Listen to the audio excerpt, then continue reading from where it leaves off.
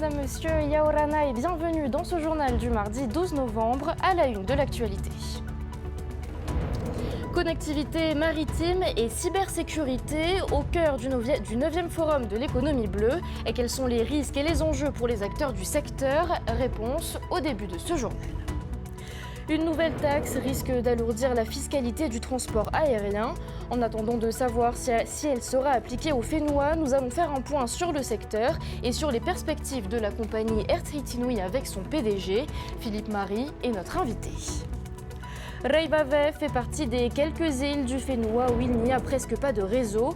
Entre coupures prolongées et solutions alternatives comme Starlink, les habitants cherchent à se connecter au monde. C'est également une volonté du gouvernement. 2 solutions sont envisagées, vous le verrez.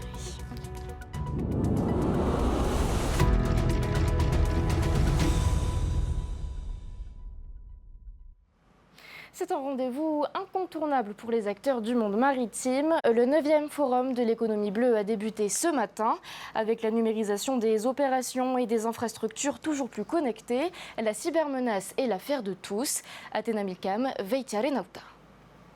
Poumon économique de la Polynésie, le port autonome fait partie des établissements publics primordiaux au développement du pays. En cas de cyberattaque, la sécurité des navires, des personnes et le trafic de marchandises pourraient être remis en cause. Ce risque, les sociétés privées comme les armateurs y sont également exposées, notamment avec la digitalisation des services. Il y a quelques années, des grands armateurs qui ont pu subir des cyberattaques, voire paralyser l'ensemble de leurs mouvements à l'échelle du monde entier. Et donc l'objectif aujourd'hui, c'est d'engager l'ensemble des acteurs, publics et privés, dans cette dynamique de comment on se renforce, comment on se protège et comment même on peut participer avec ce qui s'organise à la fois sur le plan national, régional, international, pour faire partie de ces grands ensembles, de ces grandes dynamiques. Et ne pas être marginalisé en fait sur ces enjeux et rester au cœur de l'action. Parmi ces grands ensembles existants, le groupement national France Cyber Maritime, qui regroupe déjà des grandes enseignes françaises, des associations et même des hackers éthiques. Son réseau de compétences est mis à disposition pour répondre à une cyberattaque. La Polynésie et d'autres acteurs locaux pourraient se rapprocher de cette organisation. Une politique publique en matière de cybersécurité sera rapidement mise en œuvre par le pays sous la juridiction de l'Agence nationale de la sécurité des systèmes d'information, l'ANSSI, car les entreprises polynésiennes sont encore très vulnérables aux cybermenaces et l'accueil des Jeux olympiques au Fénois l'a encore récemment démontré. La DGEN a toutes les semaines une réunion avec l'ANSSI pour voir qu'est-ce qu'on peut faire ensemble, qu'est-ce qu'on met comme projet, etc., etc. Ce qu'il faut savoir, c'est que dans les entreprises privées, 90% des entreprises qui ont brûlé sans avoir de sauvegarde de données ne se remettent pas. Autre acteur primordial dans la protection des données, également appuyé par l'ANSSI, l'armée française présente sur terre, dans l'air et sur mer, avec des moyens toujours plus sophistiqués.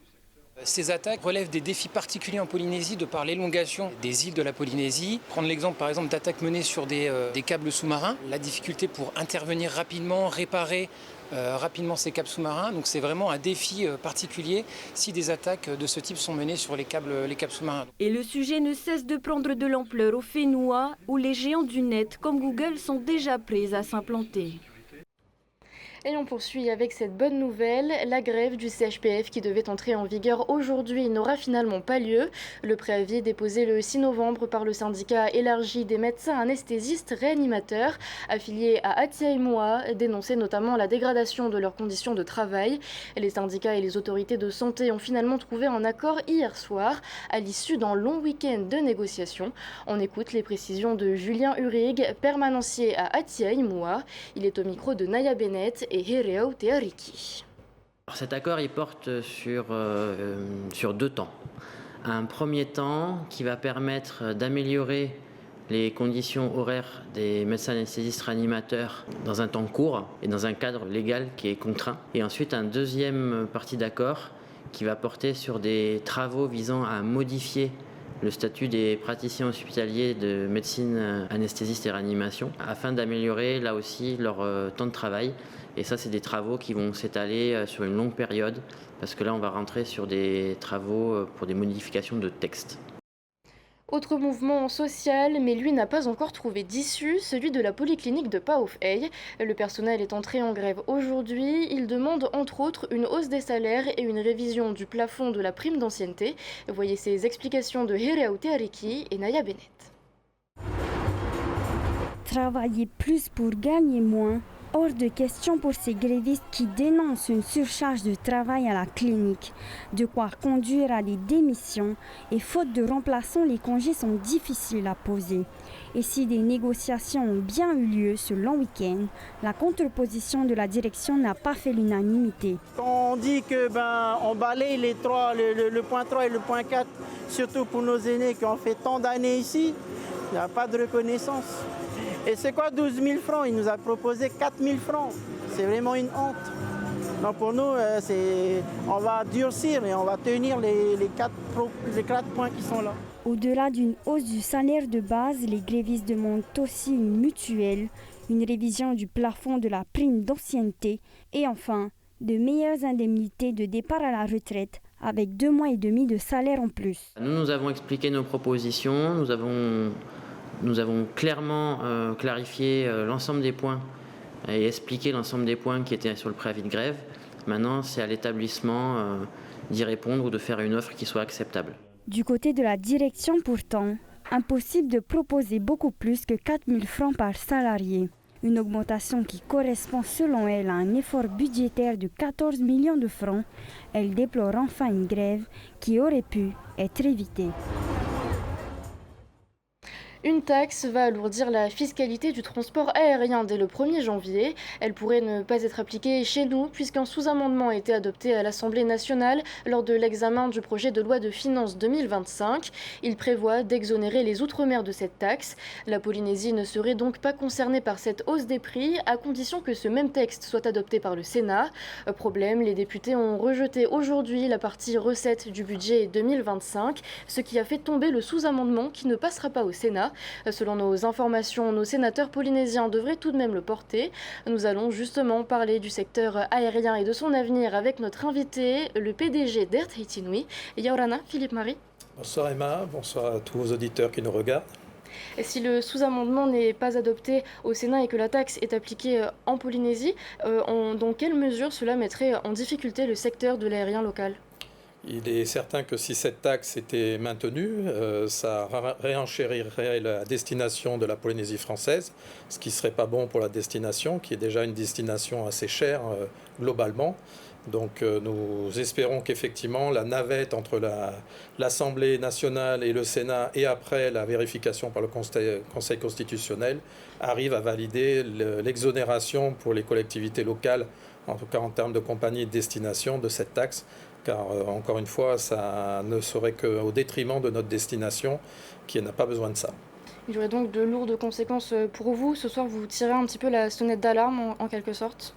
Il est clair que vu la situation financière d'ATN, mais encore une fois, ce n'est pas un sujet Air Tahiti Nui, c'est un sujet de tous les transporteurs aériens qui desservent la Polynésie française. Nous avons d'autres destinations, d'autres marchés, il ne faut pas le perdre de vue, qui sont beaucoup plus attractifs et moins chers en transport comme en logement. Donc il faut que l'ensemble des acteurs fassent très attention, effectivement, aux décisions qui sont prises et à ne pas déclasser la destination par rapport au marché mondial. Il y a une autre actualité qui vous concerne, c'est la proposition de loi de pays déposée jeudi par Tony Géros. Pour faire simple, elle prévoit que le directeur général d'une SEM devrait être choisi, je cite, en dehors des administrateurs et actionnaires de la société. Et si le texte est adopté, comment est-ce que ça va se passer pour vous ? Nous allons laisser d'abord le débat sur cet amendement qui effectivement amène à une dichotomie de la gouvernance des SEM avec un PCA, comme vous l'avez dit, et un directeur général. Je rappelle que d'ailleurs la délibération existante sur les SEM permet effectivement déjà ce choix, mais là ça serait de le rendre effectivement obligatoire. Donc on va attendre les débats, les décisions, et à ce moment-là, quand cette décision sera prise, on en discutera avec le conseil d'administration pour l'appliquer au sein d'Air Tahiti Nui et de voir les meilleures solutions possibles. On imagine que ce serait certainement Mathieu Béchonnet, votre bras droit, dans ce cas-là, qui prendrait le relais, vu qu'il n'est pas dans la même situation que vous avec cette double casquette. Écoutez, c'est le conseil d'administration qui décide la pertinence de la direction ou de la future direction d'Air Tahiti Nui. Quand vous avez pris vos fonctions le 1er juillet à la tête de la compagnie Otiare, vous avez annoncé vouloir redresser les comptes face à une concurrence accrue et des destinations déficitaires comme par exemple Seattle ou encore le Japon. Quel est l'avenir de ces dessertes? Quelles sont vos perspectives? Alors, d'abord, les perspectives, c'est effectivement, comme vous l'avez souligné, ce n'est pas une décision, mais ça fait partie de la feuille de route que m'a fixé l'actionnaire majoritaire, qui est d'abord le rééquilibre des comptes. Donc, très rapidement, on s'est attaché à l'étude analytique des routes pour comprendre les sources de ces déficits, ce qui nous a amené à proposer une décision au conseil d'administration le 9 septembre, qui a été d'abord effectivement arrêter le Seattle CDG, qui était source de déficits importants, et de compenser par une ouverture plus importante de la route Japon. Je rappelle que les recettes des touristes japonais correspondent à plus de 3 milliards sur le territoire et que c'est la seule route sur l'Asie offerte à partir de la Polynésie française. Donc l'ensemble des acteurs touristiques sont très préoccupés au maintien de cette route. Donc nous travaillons en ce sens. Air Tahiti Nui doit correspondre aux ambitions du pays en matière touristique et donc nous nous adaptons aussi à ses besoins. ATN, c'est 2,9 milliards de pertes en 2022, 3,2 milliards en 2023 et des prévisions de 3 milliards de déficit en 2024.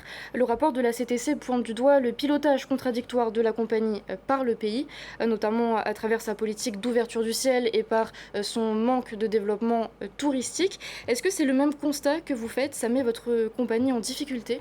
Alors, je ne commenterai pas effectivement le sujet politique de ce dossier, mais il est vrai qu'il faut qu'il y ait une cohérence, encore une fois, entre des marchés émetteurs qui soient en croissance. Il faut que l'hébergement soit au rendez-vous pour qu'il y ait des vrais leviers pour redresser nos compagnies. Vous l'avez évoqué, le cumul des déficits nous a amené, et c'est jamais agréable pour un dirigeant qui arrive de solliciter effectivement une injection au sein d'Air Tahiti Nui, puisque, comme vous l'avez dit, sur les 5 dernières années, c'est 22 milliards de pertes pour Air Tahiti Nui. Donc il était urgent, et d'un point de vue légal, de reconstituer les fonds propres afin de pouvoir travailler pour l'avenir. Il est évoqué depuis plusieurs mois l'arrivée d'un nouvel actionnaire privé. Où en êtes-vous? Ça se concrétise? Alors, c'est vrai que c'est un sujet qui est très, très précieux aux yeux du président et effectivement, il souhaite qu'on avance rapidement sur ce sujet. Donc, nous travaillons déjà, bien entendu, sur cet item. Nous avons des projections d'actionnaires, mais vous comprenez très bien qu'avant de les approcher, il faut qu'on nettoie un peu nos comptes, sans quoi ça va être quand même difficile de convaincre des actionnaires de rentrer au sein d'Air Tahiti Nui. Affaire à suivre. Donc merci beaucoup Philippe-Marie d'avoir accepté notre invitation ce soir. En Polynésie, certaines îles sont toujours privées de connexion Internet stable et c'est le cas à Reivave où l'accès au réseau est si limité que des villages entiers se retrouvent totalement coupés du monde. Cette absence de connexion devient un vrai casse-tête et même un obstacle à la vie quotidienne. Le gouvernement qui s'est rendu sur place a pour objectif de désenclaver ces îles, comme l'ont constaté Mike Leral et Tiarenui Pahuiri Philippon. Rorodou et Tubuai ont leur câble sous-marin, mais Parapa, ni Rimatara, ni Reivave. Dans cette île, les habitants disposent seulement d'Edge, une connexion qui leur paraît moyenâgeuse. Et encore, pas partout. Depuis quelques jours, le village de Vaiuru est coupé du monde, sans connexion, ni même réseau téléphonique. On ne peut pas travailler dans des conditions comme ça. Surtout comme nous, les pensions de famille, tout ça, et puis on veut recevoir du monde, des appels de l'extérieur, tout ça. Et ben, on est complètement coupé du monde, tout ça, voilà. On ne peut pas travailler correctement. C'est mauvais pour les affaires et c'est une surprise pour les touristes, qu'ils viennent d'Europe ou de Tahiti. Ce serait juste pour poster des stories ou des choses comme ça, oui. C'est bien de venir sur le sourcer dans les îles, mais c'est bien d'avoir un peu de technologie aussi. J'estime au XXIe siècle, ça serait bien d'être desservi en tout, partout quand même. La première des choses, c'est de donner des nouvelles aux enfants, c'est tout. Le reste, voilà quoi. Qu'on est bien arrivé sur l'île où on doit aller et puis... Là, je pense que ça doit leur faire bizarre qu'elles n'ont aucune nouvelle depuis ce matin. Ouais, depuis ce matin. Donc, ouais. Les touristes en profitent pour redécouvrir le goût d'une vie sans écran, tournée vers les échanges et la découverte d'une autre culture. J'ai enfilé des perles dans ma jeunesse. Ouais. Cette fois-ci, la panne pourrait durer, d'autant qu'il n'y a qu'un agent Onati sur l'île. Normalement, ça suffit pas, mais bon, c'est ce qu'on a donné. Par exemple, la 4G, Ça serait mieux de tout remplacer avec la 4G, mais bon, ça coûte trop cher, on va dire. La parade, déjà très répandue au Gambier, c'est Starlink. Arrivave, c'est plus rare, mais déjà un secret de Polichinelle. Même si OneWeb a la préférence du président par rapport au boîtier Starlink. Ils sont en concurrence directe avec nos opérateurs, avec tous les opérateurs. Maintenant, ça ne veut pas dire que nous ne discutons pas, enfin en tout cas que Onati ne discute pas avec Starlink, puisqu'on va comparer finalement les deux solutions, OneWeb d'un côté et Starlink de l'autre. Et puis, il y a ceux qui font le choix délibéré de limiter leur connexion, mais ils sont de plus en plus rares et l'absence d'Internet pèse désormais dans l'exode des jeunes vers des îles plus développées. Hier, on célébrait l'armistice qui a mis fin à la Première Guerre mondiale. La commune de Tayarapu-Ouest a voulu innover en organisant une commémoration nocturne avec un spectacle sur l'histoire des combats de la Grande Guerre. Un QR code a permis aux familles des Tamari volontaires et au public d'en savoir plus sur cette période. Le reportage de Laure Philibert et Davidson Bennett. Dépôt de gerbes et discours. Au parc Te Aputa, où est installé le monument aux morts de Tayarapu-Est, on a célébré l'armistice, comme à Papeete, plus tôt dans la journée. Mais la commune a choisi de ne pas s'en tenir au protocole et de proposer un rappel historique des événements à ses invités. Sur 30 000 populations à l'époque, 1000 soldats, c'était déjà un gros sacrifice. Une cinquantaine de pêcheurs et agriculteurs de Faroné, Afaïti, Tarabao, Pouéou et Taoutira se sont présentés pour s'engager. Il y a eu un théâtre de l'ombre, l'ombre chinoise là, derrière, où il y avait des personnages qui derrière un tableau blanc, racontaient un peu l'histoire de cette guerre, comment ça s'est déroulé, comment a vécu Papeete et l'île de Tahiti durant cette période. Il y a un devoir de mémoire vis-à-vis de nos anciens combattants de la presqu'île. Et on a retrouvé un peu plus de 70 anciens combattants de la Première Guerre et de la Deuxième Guerre mondiale. Sur le monument aux morts, les noms des disparus, mais aussi un QR code pour découvrir cette période de l'histoire des Tamari volontaires de Tahiti. Avec le nom qui est inscrit sur la stèle, sur la plaque commémorative, ils peuvent faire le deuil et en même temps voir le QR code. Et tombe directement sur un petit ciné qui retrace l'épopée des Tamari volontaires. Une formule qui a conquis les anciens combattants. C'est la première fois que je découvre et c'est très très intéressant parce que ça nous permet aussi de découvrir autre chose sur la vie de ces jeunes soldats qui sont partis. Vraiment ici à Travaux, c'est autre chose. C'est magnifique. Tayarapu-Est souhaite multiplier ce type d'événements qui permettent à la population des différentes communes associées de se rencontrer. Hier également, la Feria à Carrefour a fêté sa 25e édition. Elle a rassemblé près de 200 coureurs sur un circuit de 8 km. On revient sur cette course dans ce reportage de Léa Gandon, image signée Désiré Taïvao. Malgré un départ en fin d'après-midi, la chaleur était au rendez-vous pour cette 25e édition. Des conditions qui n'ont pas empêché Damien Troquenet de prendre le large et de boucler la course en 26 minutes et 34 secondes.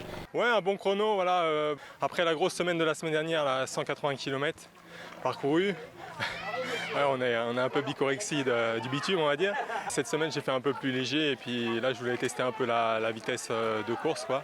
Moins de 2 minutes plus tard, il est rejoint par Guénaël Oliviero, puis Fulbert Gara, 29 secondes plus tard. Mais ils ne sont pas les seuls à avoir performé. Chez les femmes, Salomé de Barthès a placé la barre haute en parcourant les 8 km en 29 minutes. Première femme, elle occupe aussi la 4e place au scratch. Je suis très contente, c'était une course difficile par la chaleur, j'arrive de métropole.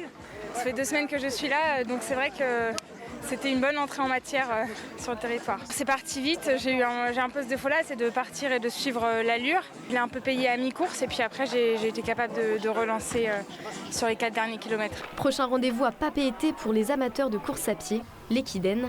Cette course en relais par équipe se tiendra le 24 novembre sur le front de mer.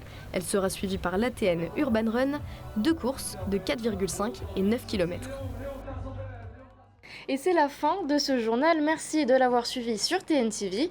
Dans un instant, ne manquez pas à Ciné Nouillet, puis à 19h20, voyez Koh-Lanta. Excellente soirée à tous, on se retrouve demain. Retrouvez ce journal en replay sur notre site internet et notre application mobile TNTV.